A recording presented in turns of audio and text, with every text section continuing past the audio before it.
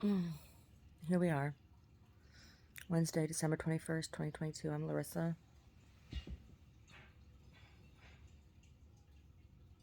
And it is time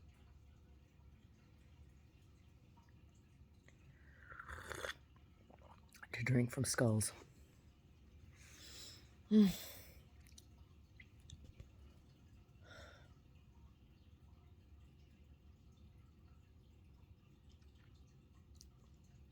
So I've been having spasms in my right shoulder and down the back of my right arm. And it's a really uncomfortable, weird feeling. I mean, it's a really, really, like,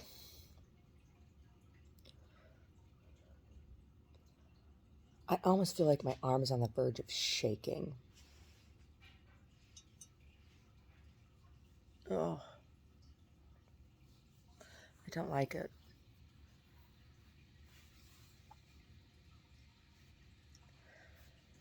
And I'm still getting more sleep than I have been. But so I'm a massage therapist yesterday, and it is helpful. It's very, very helpful. But I don't like he asked me about, like, does this hurt? Does that hurt? And it's hard because I've been living so with such a high level of pain for so long. I don't know if it hurts. And I know I feel something. I know that there's physical sensation and that it's uncomfortable and that it makes some things difficult for me to physically do, right? But it's like when he asks about pain, it's like I don't know. I don't know if it hurts or not. That's just the way it feels all the time. And no, it doesn't feel good. But there comes a point when the pain just becomes so normal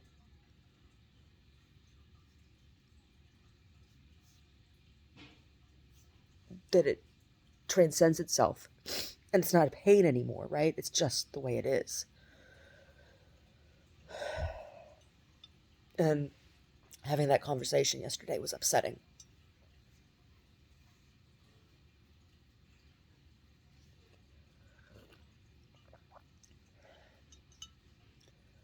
And all of the feelings that go with it. Because, like,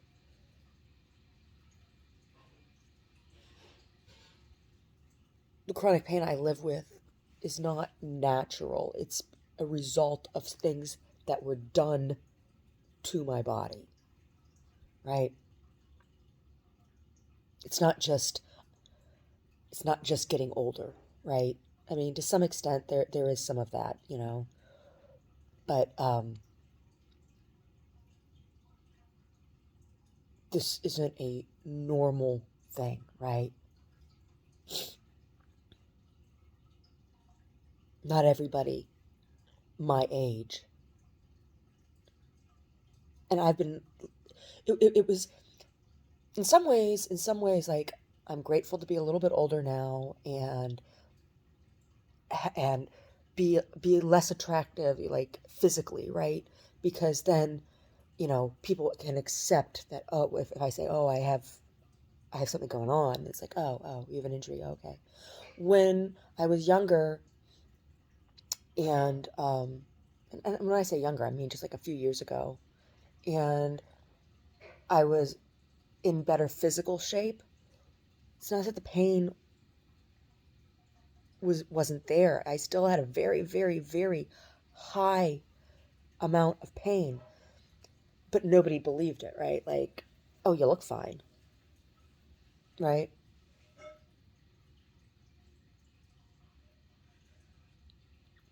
And you know, the few people who did understand, like when I go see Milo, who was the chiropractor that I used to see in Oakland, and he was so compassionate and patient. Like he really understood the amount of pain I was in because of the tests that he did. He had this, I don't know. He had this. It was a machine. It was a medical machine that he had, and he hooked stuff up to my spine, to my nervous, like points in your nervous system, and it did a scan of inflammation. Like he when we went over the results of that scan, the first, because it's like the first thing you do when you go see him, he was just like, he was surprised. He was surprised, genuinely. He told me, he said, I've never seen this rate of inflammation on somebody your age. That's what he said to me. So I'm not, it's not in my head. I'm not making it up. And it is upsetting. And it's very difficult to, it's very challenging to live with.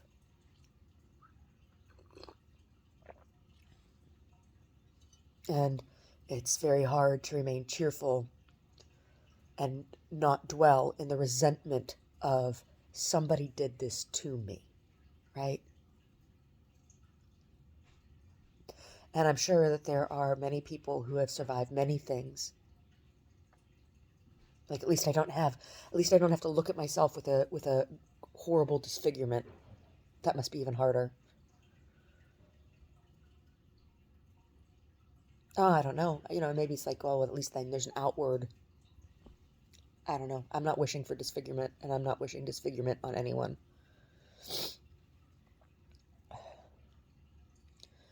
Ugh, and then Brody yesterday. Oh my God. He won't let me brush him. He won't let Omar brush him.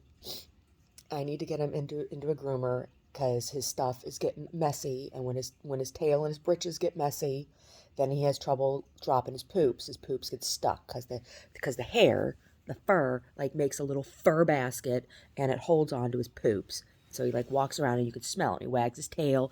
He's then like fanning the stink of poo because he's got a little turd in his turd basket around, right? So I could smell the poo yesterday, and he wouldn't let us, get it. So he eventually it starts dropping on the, a little piece drops on the floor, and then he gets up after I pull up my bed, and he drops his turd on my bed, and I didn't see it, right? So I just put the covers down over it because it was dark. I didn't have the lights on, and I get in the bed, and I stick my foot in it. It was just, so I'm mad at him because he knew he did it. He did it on purpose. He pooed. He left a turd in my bed on purpose. I mean, he didn't take a dump. He wiggled his turd out from his little turd basket. So I'm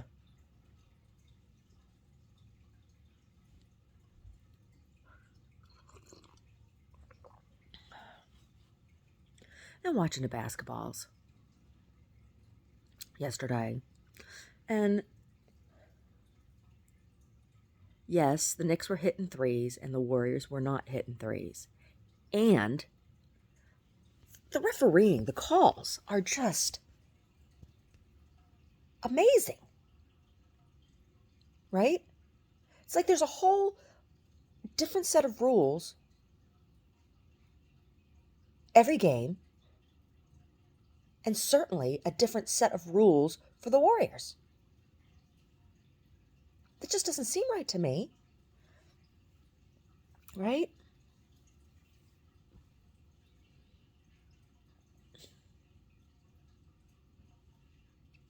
Anyway, whatever. It's just basketball, right?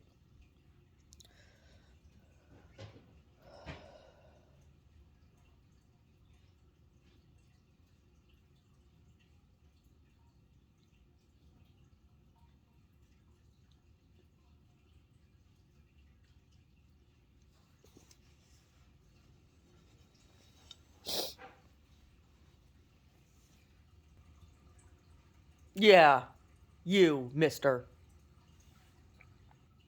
He knew. He was watching me. He knows I'm mad. He feels bad. He should feel bad.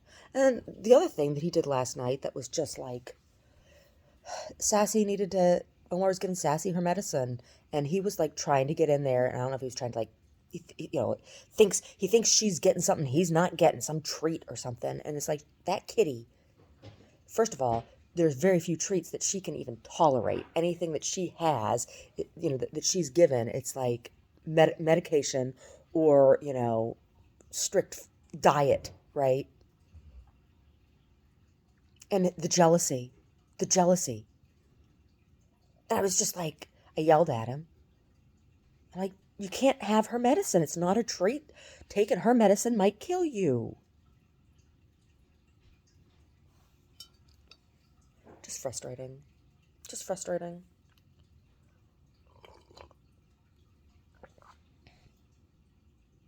So that's the other reason why he dropped his turd on my bed, because he was mad because I yelled at him.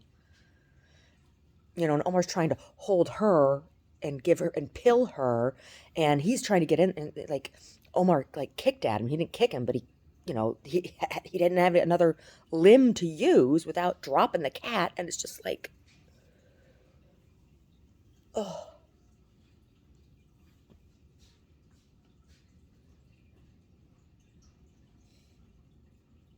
now that I have my gallery that to work on and to work in, I'm not home as much.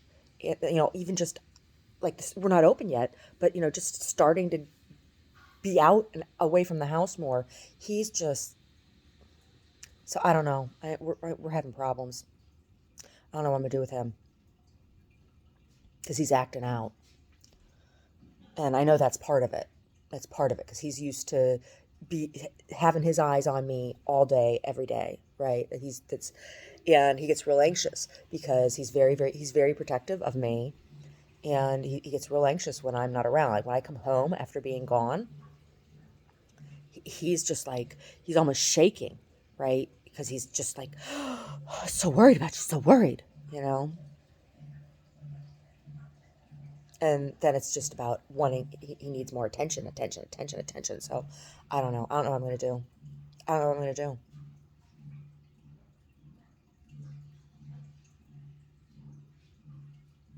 I mean, Omar works from home, and he's here, but he's working. It's not he doesn't get the attention during the day from me anymore, right?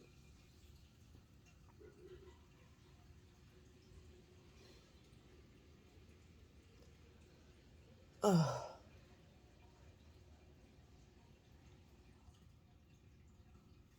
watched a clip this morning, early this morning. I was having spasm in my arm and my shoulder, my back. A woman talking about living with chronic pain, she and her husband.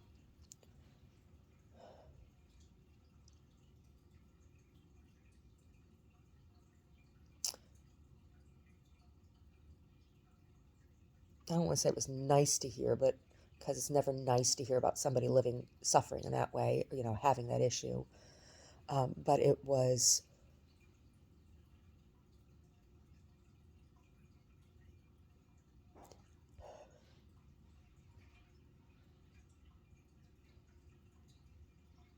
good to hear, something I needed to hear, you know?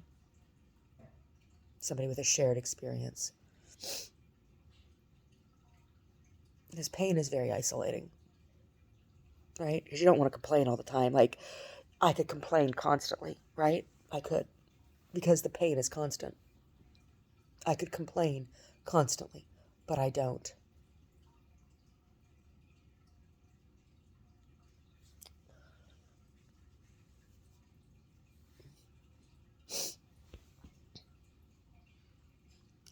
I first really started dealing with chronic pain after the second car accident. So that's been almost 30 years now.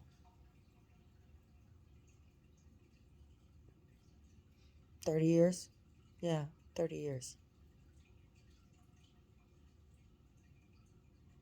Not quite. I was 20. I was 20 when...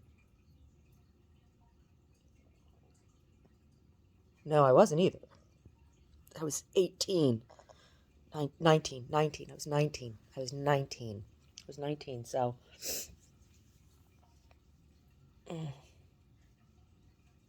That's what's that, like 24, 25 years now? That's a long time. It's a long time.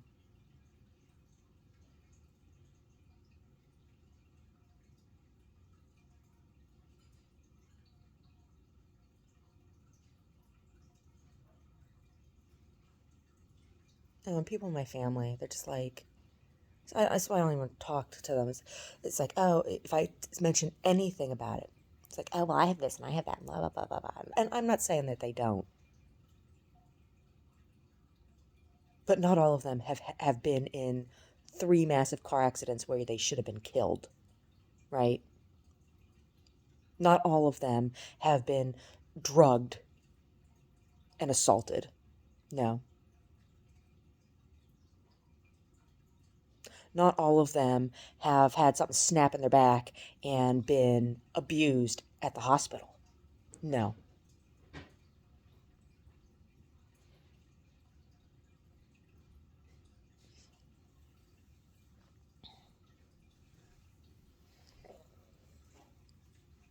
And they tell me like, oh, that didn't happen. Like, when I got bitten by the brown recluse when I was working at CYO camp and I got so sick. My dad's like, that didn't happen. You would have gone to the hospital. And I was like, I did. I went to the hospital twice. And there's like, that didn't happen. That didn't happen. It's like, yeah, it did. And I don't understand. I don't understand why. I don't understand the denial of my experience. I don't understand why. Like,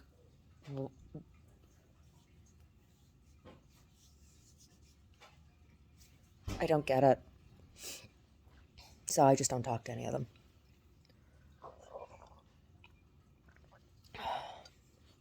Because there's like this fake narrative of what my life was or is, as opposed to what it actually was and is. Oh, oh, and I get that. I get the USPS informed delivery email, right? And yesterday there was supposed to be a package delivered, and there was no package. So now I got to go down to that fucking clown show of a post office and be like, hey, where the fuck is this package? I don't know what the hell it is.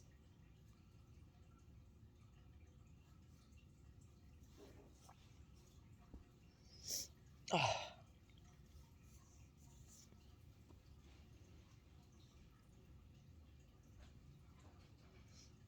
Anyway. Anyway.